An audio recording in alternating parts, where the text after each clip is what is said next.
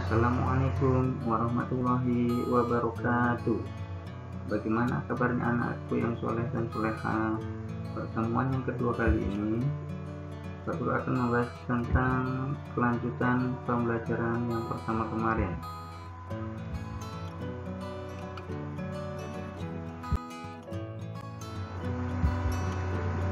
Ya, untuk pelajaran yang kedua ini, Pak Guru akan menampilkan satu contoh kisah Nabi Ayub.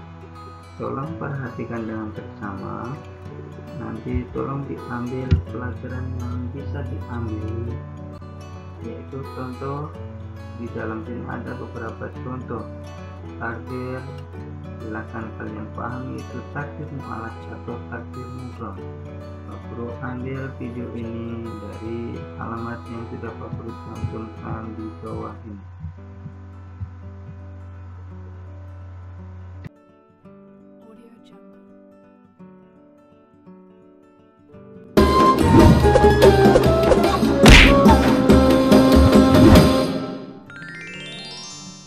Kisah Nabi Ayub alaihi salam, kesabaran yang berbuah nikmat. Kisah Nabi Ayub alaihi salam disebutkan dalam Al-Quran sebanyak 4 kali. Salah satunya dalam surat Shad ayat 41 hingga 44. Dalam kisah ini kita akan menyaksikan kesabaran Nabi Ayub yang diberi cobaan oleh Allah Subhanahu wa Ta'ala berturut-turut, kehilangan harta benda, anak-anak, dan menderita penyakit di sekujur tubuh. Nabi Ayub hidup di sebuah daerah bernama Haran di sekitar Syams bersama istri dan anak-anaknya. Ayub alaihi salam adalah seorang nabi yang sangat kaya raya di negerinya. Beliau memiliki lahan pertanian yang luas dan hewan ternak yang banyak. Dengan semua harta benda yang dimilikinya, Nabi Ayub tidak lupa bersyukur kepada Allah Subhanahu wa Ta'ala. Beliau selalu mempergunakan hartanya untuk kebaikan, seperti bersedekah dan memberi pekerjaan kepada orang yang membutuhkan. 20 tahun berlalu, Allah memberi cobaan kepada Nabi Ayub. Pertama, semua tanaman dan hewan ternaknya mati, terserang hama penyakit. Tidak ada satupun yang tersisa. Meskipun begitu, Nabi Ayub tetap bersyukur kepada Allah dan lebih rajin beribadah. Berikutnya, anak-anak Nabi Ayub yang berjumlah 12 orang meninggal dunia. Nabi Ayub merasa sedih ditinggalkan anak-anaknya. Namun, beliau tetap bersyukur dan makin menambah keimanannya kepada Allah sembari menghibur istrinya. Sabarlah wahai istriku, janganlah kita berlarut-larut dalam kesedihan. Semua harta dan anak-anak yang kita miliki adalah pemberian dari Allah dan pada waktunya akan kembali padanya. Iya suamiku, terima kasih telah mengingatkanku. Pada suatu hari berikutnya, ketika bangun tidur, tiba-tiba seluruh tubuh Nabi Ayub dipenuhi luka yang tidak sedap dipandang mata. Meski begitu, beliau tetap bersyukur dan pasrah kepada Allah. Ya Allah, ya Robbi, jika ini adalah ujian darimu, aku ikhlas menerimanya dengan sepenuh hati. Hari demi hari berlalu, penyakit Nabi Ayub semakin parah, sehingga menyebabkan orang-orang di sekitarnya menjauhinya. Wahai Ayub, pergilah kau bersama istrimu dari negeri ini. Setidaknya agar kami tidak khawatir akan tertular penyakitmu. Mendengar hal itu, Nabi Ayub hanya diam dan tetap bersabar. Akhirnya, Nabi Ayub dan istrinya meninggalkan negeri itu dan tinggal di suatu tempat yang jauh dari pemukiman penduduk. 18 tahun berlalu, usia Nabi Ayub semakin bertambah lanjut. dan mulai kesulitan dalam beraktivitas. Selain disebabkan karena usia, juga karena penyakitnya yang tak kunjung sembuh. Setiap hari Nabi Ayub selalu bersabar dan berikhtiar sampai semua hartanya habis. Hal itu menyebabkan Nabi Ayub dan istrinya hidup serba kekurangan. Meskipun begitu, Rahmah, sang istri, sangat setia mendampingi beliau. Wahai suamiku, engkau adalah seorang Nabi Allah. Pastilah Allah akan mengabulkan doamu jika engkau meminta kesembuhan. Aku merasa kasihan melihatmu kesulitan dalam beribadah. Maafkan aku kalau lancang berkata seperti ini. Wahai Rahmah istriku, ingatkah kau berapa tahun kita hidup dalam kenikmatan? Kurang lebih 20 tahun, wahai suamiku. Sebenarnya aku amat malu meminta kepada Allah. Kita ini diuji kurang dari 20 tahun sudah mengeluh seperti ini. Hari demi hari, penyakit Nabi Ayub semakin parah dan mempersulitnya untuk beribadah. Ya Allah yang Maha Penyayang, ketika Engkau memberiku ujian, aku coba bersabar menerimanya. Namun, jika ujian itu mempersulit ibadahku kepadamu, maka kiranya Engkau angkat penyakitku ya Allah. Seketika itu, terdengar suara dari langit. Seperti yang disebutkan dalam Al-Quran surat Shad ayat 42. Allah berfirman, "Hentakkanlah kakimu, inilah air yang sejuk untuk mandi dan minum." Saat mendengar suara itu, Nabi Ayub bangkit dari ranjang dan menghentakkan kakinya ke tanah. Lalu muncullah air. Kemudian ia gunakan air yang memancar itu untuk mandi dan minum. Seketika itu, hilanglah semua penyakit dari badan Nabi Ayub. Ketika itu, istri Nabi Ayub yang baru masuk ke dalam rumah kaget melihat sosok laki-laki di dalam kamar Nabi Ayub. Maaf, Anda siapa? Apakah Anda melihat seorang laki-laki yang sudah lanjut usia terbaring di atas ranjang ini? Laki-laki itu berbalik badan dan berkata kepada Rahmah, Wahai istriku, tidakkah kau mengenaliku? Engkau Ayub? Benarkah engkau suamiku Ayub? Benar, wahai istriku, aku Ayub suamimu. Allah telah menyembuhkan penyakitku dan mengembalikan tubuh dan parasku seperti saat muda dulu. Alhamdulillahirrabbilalamin. Terima kasih ya Allah. Keesokan harinya, berita tentang kesembuhan Nabi Ayub sampai ke telinga orang-orang. Mereka beramai-ramai mendatangi rumah Nabi Ayub dengan membawakan berbagai macam hadiah. Kemudian Allah memberi kekayaan hingga 2 kali lipat dari harta yang dulu dimilikinya. Selanjutnya, Allah memberi karunia kepada istri Nabi Ayub. Kemudian ia pun hamil anak kembar selama beberapa kali, seperti yang disebutkan dalam Al-Quran surat Shad ayat 43. Dan kami anugerahi dia dengan mengumpulkan kembali keluarganya, dan kami lipat gandakan jumlah mereka sebagai rahmat dari kami dan pelajaran bagi orang-orang yang berpikiran sehat. Demikianlah akhir kisah Nabi Ayub alaihissalam yang diberi ujian bertubi-tubi dari Allah Subhanahu wa Ta'ala. Hikmah yang dapat kita ambil dari kisah ini: pertama, hendaknya kita selalu bersabar saat ditimpa cobaan. Kedua, innama al-usri yusra. Di balik kesulitan ada kemudahan, seperti yang dijanjikan Allah dalam Al-Quran. Dan ketiga, jangan lupa untuk selalu berdoa dan berikhtiar, karena Allah Subhanahu wa Ta'ala selalu mendengar doa hambanya yang beriman. Wallahu a'lam bishawab.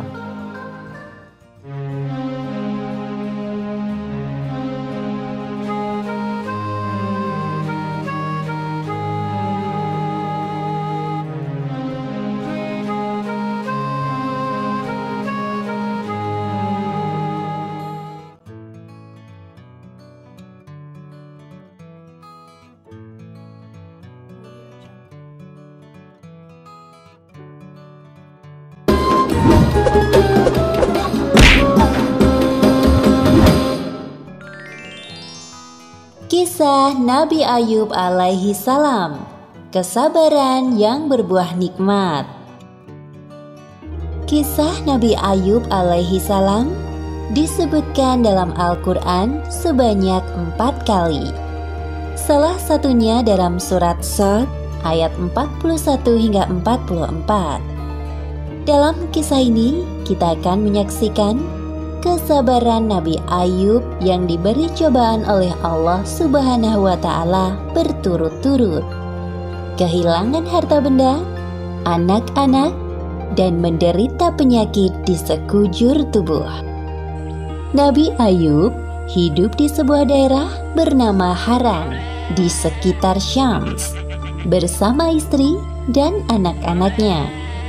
Ayub alaihi salam adalah seorang nabi yang sangat kaya raya di negerinya. Beliau memiliki lahan pertanian yang luas dan hewan ternak yang banyak. Dengan semua harta benda yang dimilikinya, Nabi Ayub tidak lupa bersyukur kepada Allah Subhanahu wa Ta'ala. Beliau selalu mempergunakan hartanya untuk kebaikan, seperti bersedekah dan memberi pekerjaan kepada orang yang membutuhkan. 20 tahun berlalu, Allah memberi cobaan kepada Nabi Ayub. Pertama, semua tanaman dan hewan ternaknya mati, terserang hama penyakit. Tidak ada satupun yang tersisa. Meskipun begitu, Nabi Ayub tetap bersyukur kepada Allah dan lebih rajin beribadah. Berikutnya, anak-anak Nabi Ayub yang berjumlah 12 orang meninggal dunia. Nabi Ayub merasa sedih ditinggalkan anak-anaknya. Namun, beliau tetap bersyukur dan makin menambah keimanannya kepada Allah sembari menghibur istrinya. Sabarlah wahai istriku, janganlah kita berlarut-larut dalam kesedihan. Semua harta dan anak-anak yang kita miliki adalah pemberian dari Allah dan pada waktunya akan kembali padanya. Iya suamiku, terima kasih telah mengingatkanku. Pada suatu hari berikutnya, ketika bangun tidur, tiba-tiba seluruh tubuh Nabi Ayub dipenuhi luka yang tidak sedap dipandang mata. Meski begitu, beliau tetap bersyukur dan pasrah kepada Allah. Ya Allah, ya Robbi, jika ini adalah ujian darimu, aku ikhlas menerimanya dengan sepenuh hati. Hari demi hari berlalu, penyakit Nabi Ayub semakin parah, sehingga menyebabkan orang-orang di sekitarnya menjauhinya. Wahai Ayub, pergilah kau bersama istrimu dari negeri ini. Setidaknya agar kami tidak khawatir akan tertular penyakitmu. Mendengar hal itu, Nabi Ayub hanya diam dan tetap bersabar.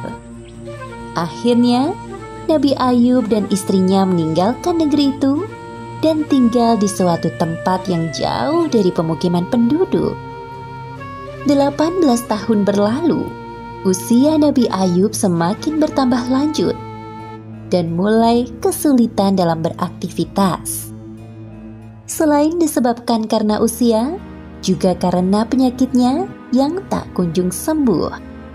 Setiap hari Nabi Ayub selalu bersabar dan berikhtiar sampai semua hartanya habis. Hal itu menyebabkan Nabi Ayub dan istrinya hidup serba kekurangan. Meskipun begitu, Rahmah, sang istri, sangat setia mendampingi beliau. Wahai suamiku, engkau adalah seorang Nabi Allah. Pastilah Allah akan mengabulkan doamu jika engkau meminta kesembuhan. Aku merasa kasihan melihatmu kesulitan dalam beribadah. Maafkan aku kalau lancang berkata seperti ini. Wahai Rahmah istriku, ingatkah kau berapa tahun kita hidup dalam kenikmatan? Kurang lebih 20 tahun wahai suamiku. Sebenarnya aku amat malu meminta kepada Allah. Kita ini diuji kurang dari 20 tahun sudah mengeluh seperti ini. Hari demi hari, penyakit Nabi Ayub semakin parah. dan mempersulitnya untuk beribadah. Ya Allah yang Maha Penyayang, ketika Engkau memberiku ujian, aku coba bersabar menerimanya. Namun, jika ujian itu mempersulit ibadahku kepadamu, maka kiranya Engkau angkat penyakitku ya Allah.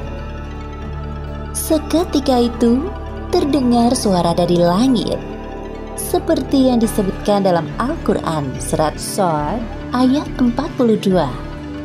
Allah berfirman, "Hentakkanlah kakimu. Inilah air yang sejuk untuk mandi dan minum." Saat mendengar suara itu, Nabi Ayub bangkit dari ranjang dan menghentakkan kakinya ke tanah. Lalu muncullah air. Kemudian ia gunakan air yang memancar itu untuk mandi dan minum. Seketika itu, hilanglah semua penyakit dari badan Nabi Ayub. Ketika itu, istri Nabi Ayub yang baru masuk ke dalam rumah kaget melihat sosok laki-laki di dalam kamar Nabi Ayub. Maaf, Anda siapa? Apakah Anda melihat seorang laki-laki yang sudah lanjut usia terbaring di atas ranjang ini? Laki-laki itu berbalik badan dan berkata kepada Rahmah, Wahai istriku, tidakkah kau mengenaliku?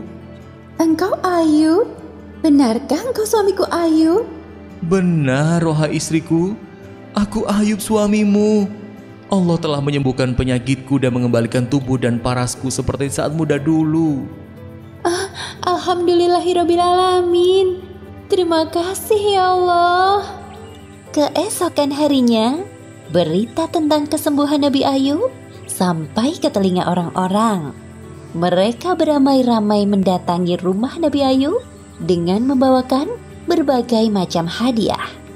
Kemudian Allah memberi kekayaan hingga 2 kali lipat dari harta yang dulu dimilikinya. Selanjutnya, Allah memberi karunia kepada istri Nabi Ayub. Kemudian ia pun hamil anak kembar selama beberapa kali, seperti yang disebutkan dalam Al-Quran surat Shad ayat 43. Dan kami anugerahi dia dengan mengumpulkan kembali keluarganya, dan kami lipat gandakan jumlah mereka sebagai rahmat dari kami dan pelajaran bagi orang-orang yang berpikiran sehat. Demikianlah akhir kisah Nabi Ayub alaihissalam yang diberi ujian bertubi-tubi dari Allah Subhanahu wa Ta'ala. Hikmah yang dapat kita ambil dari kisah ini: pertama, hendaknya kita selalu bersabar saat ditimpa cobaan. Kedua, inna ma'al usri yusra. Di balik kesulitan ada kemudahan, seperti yang dijanjikan Allah dalam Al-Quran. Dan ketiga, jangan lupa untuk selalu berdoa dan berikhtiar, karena Allah Subhanahu wa Ta'ala selalu mendengar doa hambanya yang beriman. Wallahu a'lam bishawab.